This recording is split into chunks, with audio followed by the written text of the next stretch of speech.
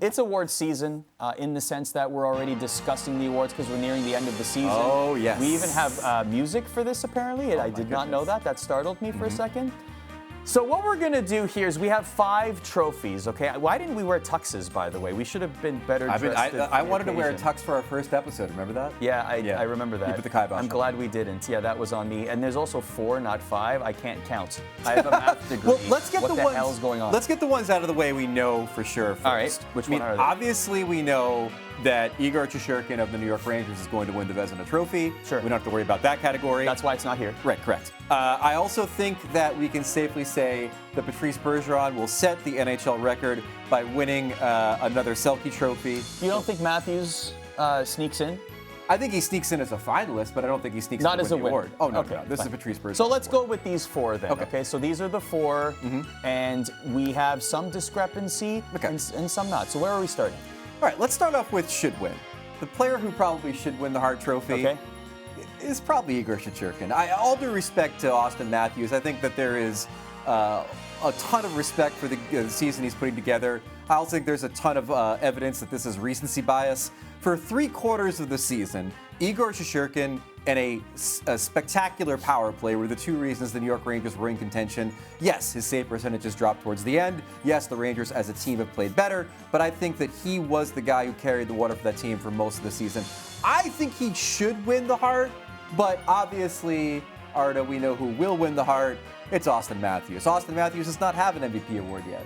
Auston Matthews is probably going to score 70 goals. Auston Matthews has done all of these things in the last month of the season as the ballots are heading out to the voters. It's going to be Matthews, I think, to win the Hart Trophy this season. What? That's my response. Okay, can I just say, I know that we have to move on. Yeah. I don't like the Hart Trophy as the MVP trophy. Okay, why?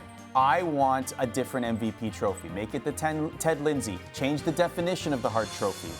I don't like it because we have this conundrum. This is going to be the year where people finally realize, because we have this conversation every year. Yeah. For their team. Those 3 words change the definition of the trophy, and there's nobody that fits that better than this guy right here. Right. But that guy absolutely deserves an MVP trophy, and in any other league, he would have won. NBA MVP, straight definition. NFL MVP, MLB MVPs, straight definitions. This is the only league where there's an added wrinkle to the definition, man. Right. You talk about this every year. Your Puck Daddy days, I'm sure you covered this ad nauseum. I did. That's why I don't want to change the award. It's so much fun to argue about and have idiots like me constantly changing the criteria every year to fit our whims. That's why I like the award so much. Auston Matthews deserves the top trophy in the league. Igor Shesterkin deserves the definition of the Hart Trophy. By the way, shout out to Roman Josi. I think you're going to get a lot of support for the Hart as well. Well, speaking of which, let's go to the Norris. Where does Josi land on this? Okay, should win the Norris, Cale Makar. Cale Makar of the Colorado Avalanche is the best defenseman in the league this season from an all-around perspective. And again, the Norris Trophy goes to the best defenseman all around in the league. He is a better defensive defenseman this year than Roman Josi. What he doesn't have is Roman Josi's incredible, historic offensive achievement. The best offensive season we've seen since the mid-1990s for Roman Josi. So, again, Cale Makar, best all-around defenseman, should win the Norris. Roman Josi will win the Norris. And I do think it's going to be a little bit of recency bias as well for Roman Josi and the job he's done for the Nashville Predators down the stretch. And again, I think history will always win out when it comes to capturing the imagination of the voters, and to see what he's doing, to see a defenseman leading his team in scoring, to see him putting up numbers that we haven't seen since guys like Raymond Bourque in the mid-1990s. Ryan Leach. I think he's going to have the majority support towards the end. But honestly, it's kind of funny. Before the season, we all said it's going to be Cale Makar's year. During the season, we all said, oh, this is super boring. Everybody predetermined it was going to be Cale Makar's year. At the end of the year, it ain't going to be Cale Makar that wins the Norris, I don't think. Why don't we have a Bobby Orr trophy for the best offensive defenseman? Because again, it's just like the Hart, man.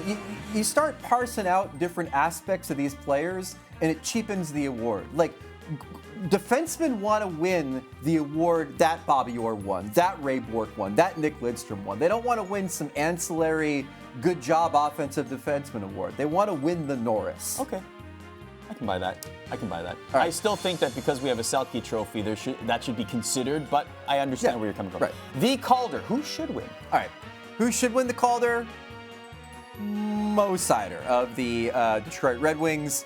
That's a layup, I think, right? Great rookie defenseman. Kind of amazing to think that we had this great run of rookie defensemen. Not only Seider, obviously, but also you had Quinn Hughes recently, Cale Makar recently, Adam Fox recently. It's a boom time for defensemen. He's been great in every aspect of his game, playing well beyond his years, beyond expectation, and I think that he's the guy that should win the Calder, and also the guy who will win the Calder. Sweep! Yeah, I think so. I mean, listen. He's just too good. You have Trevor Zegras, who obviously has made a huge impact culturally. You have Lucas Raymond, who had an amazing impact for about 2/3 of the season, then faded out. And then you have Michael Bunting, your guy.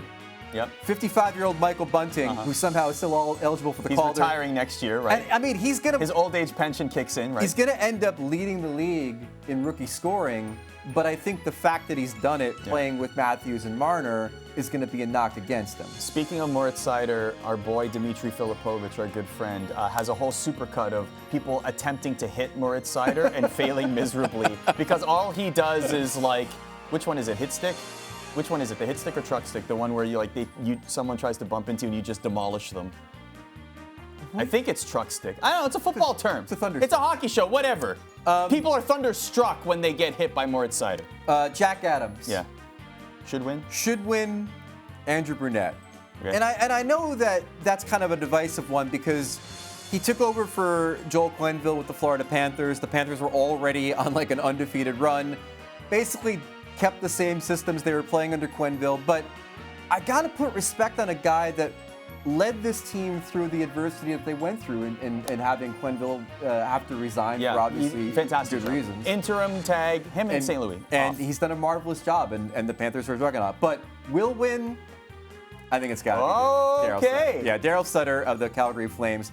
The broadcasters are the ones that vote for this award, not the writers. He gives out great quotes and also has had a palpable impact on this team from a defensive standpoint and from an offensive standpoint. The Jack Adams usually goes to one of two people: the person that leads a team from the depths of despair to success, or the person you can point to and say, here are the things that he did to make the team better, and I think Daryl Sutter fits that description. Shout out to our production team for keeping the music going for all 10 minutes of the segment. Do I need to slap you now based on the award show and this music playing? Is that canon? You keep the Hart Trophy definition out your mouth! Out your mouth! I don't want to be banned for 10 years. Thank you for watching ESPN on YouTube. For live streaming sports and premium content, subscribe to ESPN+.